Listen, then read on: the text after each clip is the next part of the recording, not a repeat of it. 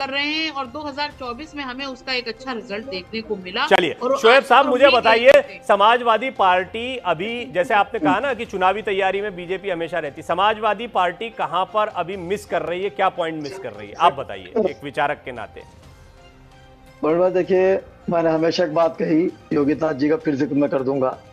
उन्होंने चंद साल पहले जो है विधानसभा में एक बात कही थी कि आजम खान इसलिए जेल में है कि अखिलेश यादव नहीं चाहते वो बाहर आए। इस पर वो दो राय नहीं। के प्रवक्ता लग रहे हैं हमको, विश्लेषक नहीं नहीं नहीं तो इससे परेशान मत होइए, हो सकता है मुसलमान भी बीजेपी की बात करें, क्या दिक्कत है? मुझे तो आश्चर्य नहीं होता, मुझे कई मुस्लिम पैनलिस्ट मिलते हैं। देखिए, आपके खिलाफ बात करी तो आपको लगा बीजेपी के प्रवक्ता, आप मुझ पे भी आरोप लगा सकती है। 4 सवाल मैंने आपसे पूछे।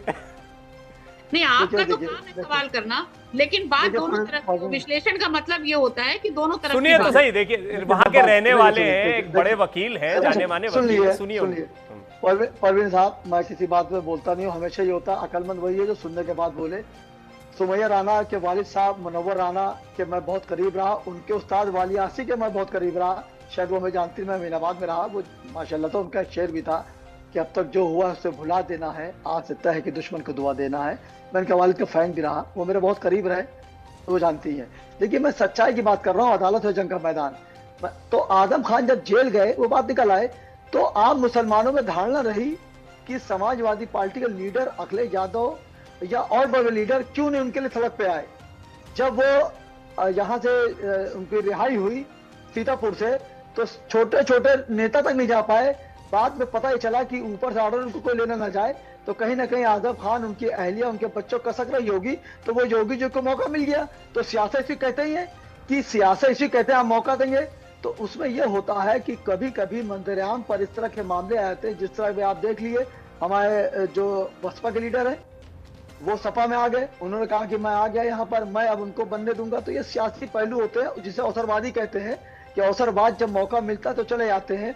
मेरा ये कहना है कि अखिलेश यादव जी, मैं उनको मानता हूँ, मैं अक्सर ईदगाह में उनसे मिलता हूँ, सलाम दो होती है, ऐसा नहीं है। ब्रिजेश पाठक जी से मिलता हूँ, बकरीद में मिलूंगा। लेकिन होता क्या है, शादियों में जाना, रिबन काट देना, इससे आप इक़्तिदार में नहीं आ पाएंगे। बीजेपी इस पे काम करती है, मैं बीजेपी का ना लीडर हूँ ना मुझे एमएलसी बनना है, मैं एक सच्ची बात बता रहा हूँ। तो मैंने जो कहा पीडीए में सिर्फ ए रह गया इनके पास, क्या ये गलत कह रहा हूं? ऐसा जो मेरी समझ है, ये गलत है या सही है? देखिए, कहीं ना कहीं आप 50% सही हैं, क्योंकि आम मुसलमान क्या होता है, जब सरकार आती है, अभी आप अखिलेश यादव जी को देख लिए, मेरे बड़े भाई है, मैं उनका सम्मान करता हूँ, तब ये कह रहा हूँ। सुमैया जी, आप बुरा ना मानिएगा, आप मेरी बहन है छोटी, मैं आपका एहतराम करता हूँ, क्योंकि आपके वालिद हमारे चाहने वालों में थे। बहरहाल, देखिए होता क्या है कि बुलंदी पे पहुंचना कोई कमाल नहीं, बुलंदी पे ठहरना कमाल है। जब 13 में आपकी हुकूमत आ गई, 17 में चली कैसे गई, इसके कहीं ना कहीं विश्लेषण करने की जरूरत है।